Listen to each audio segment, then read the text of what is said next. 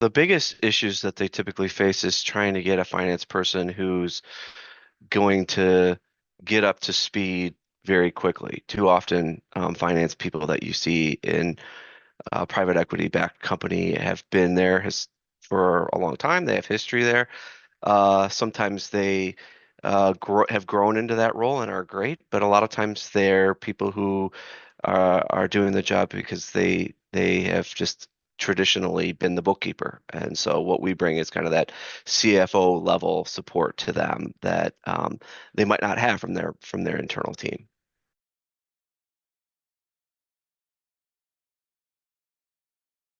I think one of the first things is finding that right person for CFO is a difficult process. It's not easy to go and find a good finance CFO person. And so you're going to spend months doing that interview process and then trying to find somebody. And once you do, there's a chance that they don't work out, they're not a good fit.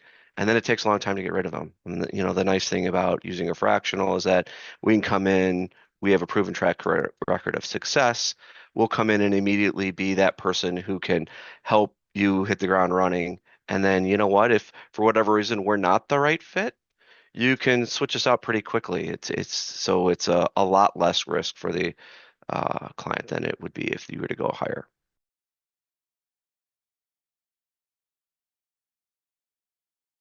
I think one of the things that we're really good at is that we've all been in publicly traded companies or PE-backed companies where the idea of being able to have financial results from the prior month quickly is a must. And so we come in with that mentality of, hey, let's close in 5 to 10 days max. Uh, the reason for that is if you have financial results earlier in the month, you can actually make changes that will help you do better sooner. So, you might find something that's happened in your organization early on and in the process, and then we're able to go in and say, hey, this is an issue that you're having, and it's an ongoing issue. So it can give you, 10 to 20 additional days to fix that problem. Um, than what you would see if you wait and don't get a close until like the 20th or later in the month. So it's definitely helps companies move forward.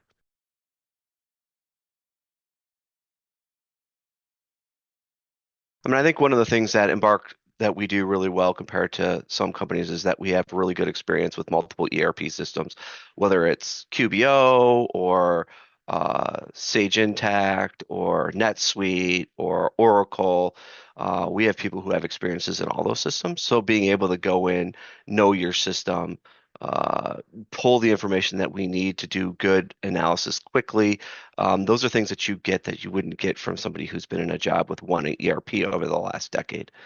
So that allows us to really get in, pull the information that we need, put it into an Excel or a Tableau or some other system, and quickly get to the answers that we need from the historical side very fast.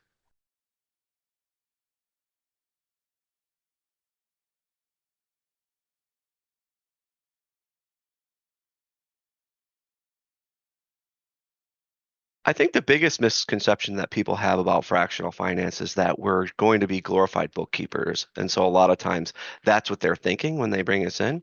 But the difference between what a bookkeeper is and what a CFO is a bookkeeper looks back. They're always going and looking at what you've done prior and then reporting what you've done prior. What a fractional CFO, a good fractional CFO, or a CFO that you bring into your company does is that we take the results from your prior um, uh, experience, and then we convert that to actionable items that you can put into place going forward.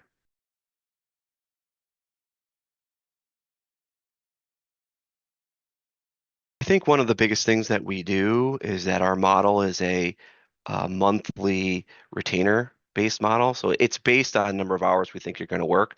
But what we do is we give you a monthly retainer amount. And what this allows is people to reach out to us right away. So too often people are sitting on a call and going, do I really think this is a $600 question to bring everybody on the call? But this way, it's kind of a all you can eat whenever.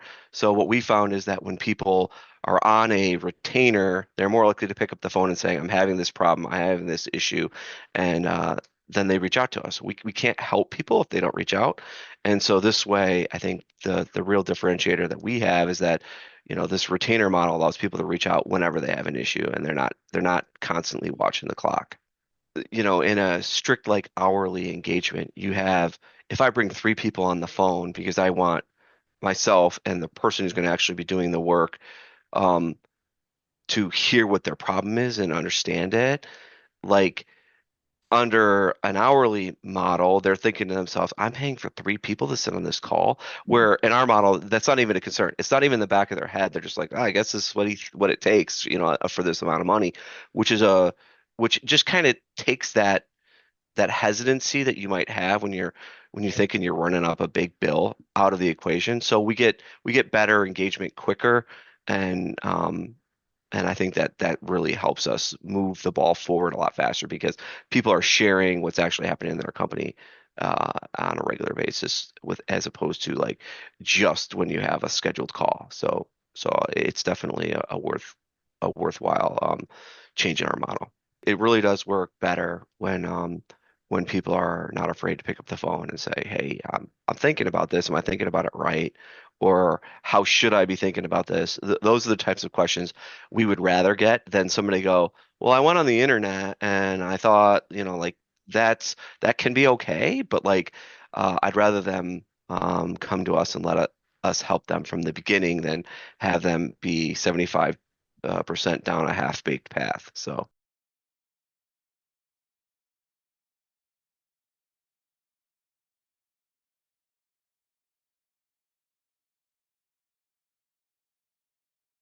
one of the quickest things that we try to do for clients is we give them path forward. So if they don't have an operating budget, we put that in place. So basically say, where do you think you're going to be able to land this year? And then we flesh that out into real measurable goals by month, by quarter, by year, so that they know, hey, this is where we are planning to go this year. And then we start measuring their actual performance against that right away. And so, if we were to get somebody right now, middle of the year, we would go and look, okay, this is what your last 6 months have said you've done. Um, but here's the trend over the last quarter. So maybe you're going to be able to do a little bit better for the next two quarters. So let's put together a plan that gets you a little bit better over the next two quarters. And then here's what your year will look like. And then this is what it will potentially mean for 2026 and maybe even for 2027. So to really kind of get their team focused on, hey, these are the performance metrics that we need to hit to for this year to be considered successful. So I think we really spend time on that right away just to give them a real target because so many smaller companies, they just, for whatever reason, they don't spend that time to put together an operating budget. So having a goal and then teaching them how to build out that goal so that it's achievable is something I think we usually get a really quick win for our clients right away.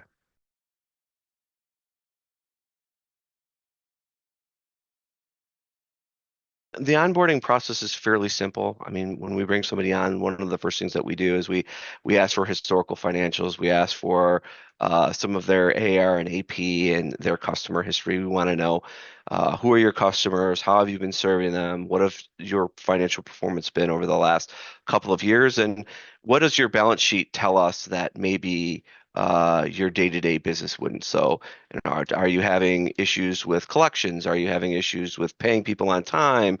Do you have debt? Those are things that we ask for right away. And so what that allows us to do is your financials paint a picture of what your company has looked like so that we have a better, quicker understanding of this is where you are today. And then we start that discussion of, okay, so now where do you want to go?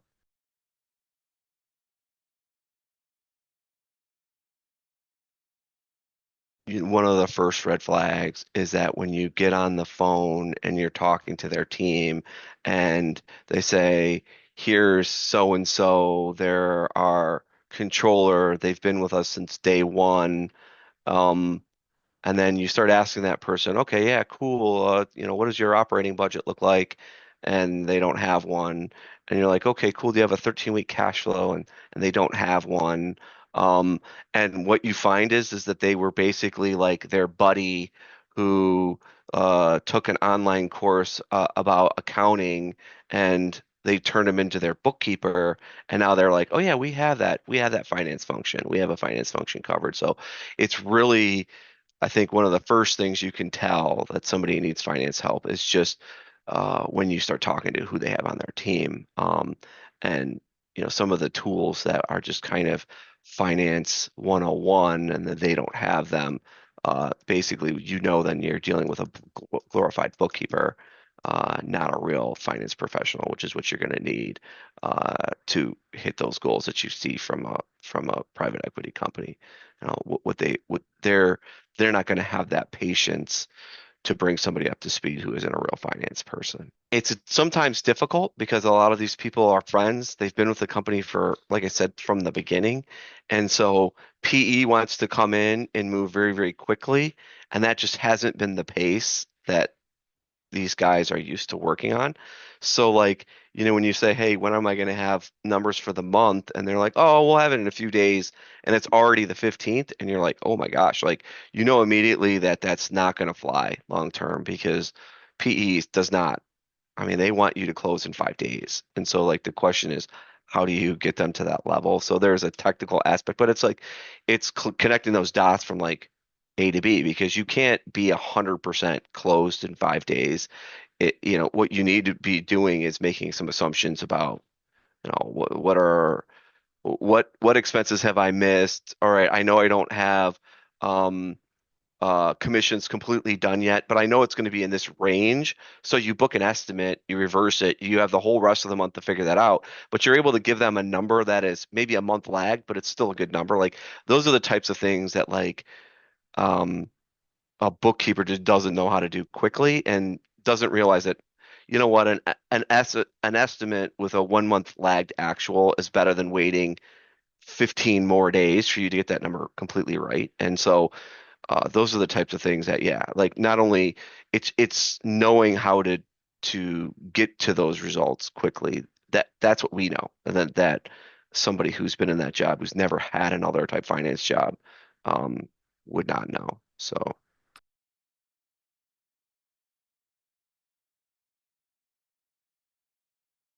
one of the things that we say, and I think this is super important, is that right there's a story. Your financials tell a story, and then the story is nice to know what the story was, right? But now what you want to do is take that story and go, okay, now how do I convert that story to where I want to go? Like what pieces of the story need to change to get to the outcome that I want? And that's where like we're really good at helping people go, hey, have you looked at this? Have you looked at that? How have you tried flipping this lever or switch? And those are the things that like um if you're just used to like thinking your job is reporting the results as opposed to being like the thought partner with not only the CEO but like the whole management team. You should be there helping the chief marketing officer, the chief operating officer, the chief technology officer, all those people you should be able to help because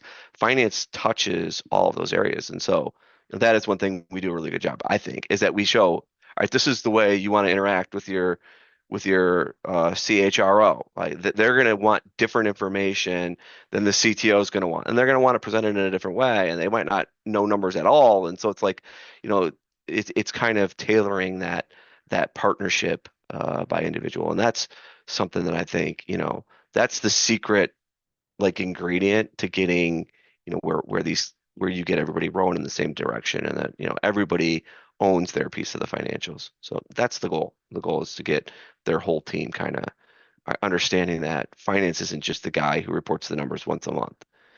You want to be dealing with that person every week, probably every day, frankly. So, I mean, I think that's super important that we get that into these guys' head that the finance person is a partner who should be at the table whenever any big decision's being made, not just when you're talking about what your financials were in the last month. So, And that's a sea change. Some people get it, they're great at it, they can move right in, and other people have no interest in doing that. They literally came here, I report what happened, and then you guys take it from there. But that's where we take it to that next level. So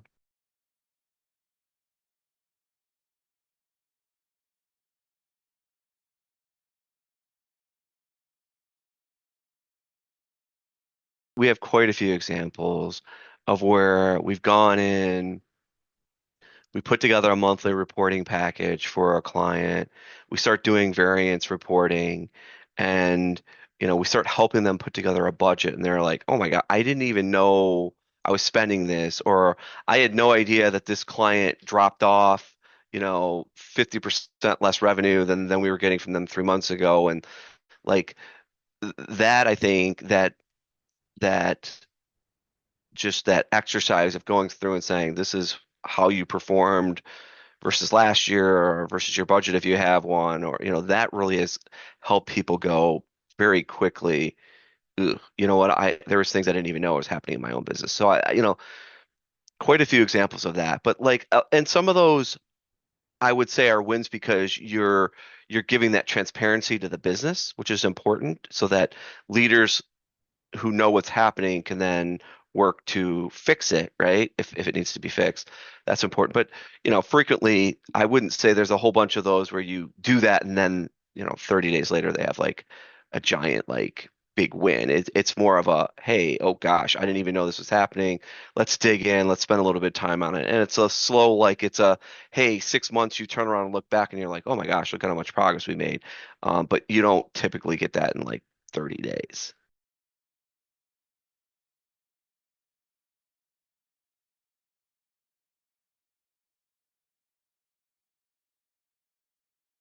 I mean, I think one of the key things that that uh we've gotten feedback from clients on is that they love the fact that we're showing them what finance can be.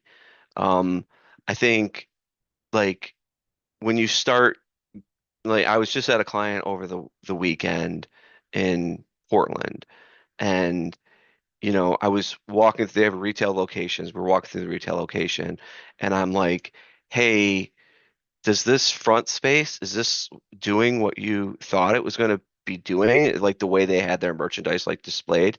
And they were immediately like, "No, like we think this is a total disaster. We had somebody here. They were really, really bad. We're working to try to fix it now." But like those types of insights where they were like, why does he even think that way? But I know like enough about the way their inventory is set up, the way they move inventory through their rooms, that I'm like, the square footage here is not being utilized very well for like the traffic. It's like where people are like directly walking to their store, for it to be so like low in inventory was just kind of crazy. And so like I think that people start picking up right away. They're like, "Oh, yeah, you're right. Like all that stuff connects." And so the quicker that we're able to like show them how, like, it's not just a number on a page, it's what really happens in your business. And the more we understand the numbers on the page, the quicker we're going to be able to say, "But, is this really what you wanted to have happen?" And I think so. We've gotten those types of examples a lot of other places. I mean, another quick example, I had another client who was like, you know, she's like, "One of the reasons why I love you guys is that like last month," she's like, "we're on the call and you're like, okay, it looks like you're going to hit your operating budget for the year. So now what's next? Like, what's the next growth thing? What do you want to work on?" Which is the question that I asked them. And she's like, "The fact that you're willing to say, is it London? Is it a Miami office? Is it more in LA? Like, you're asking me those questions and like challenging us to like say, what is next, and willing to spend that time." She's like, "I wouldn't have thought that's what I was getting." She's like, "So that's like a really like great thing that you're providing, that why I think you're so valuable." So that was, again, like it's this, your CFO should be the right hand person to the owner or the CEO or whoever of your company. I mean, like that's the importance of it. And so we try to bring that even on a fractional level.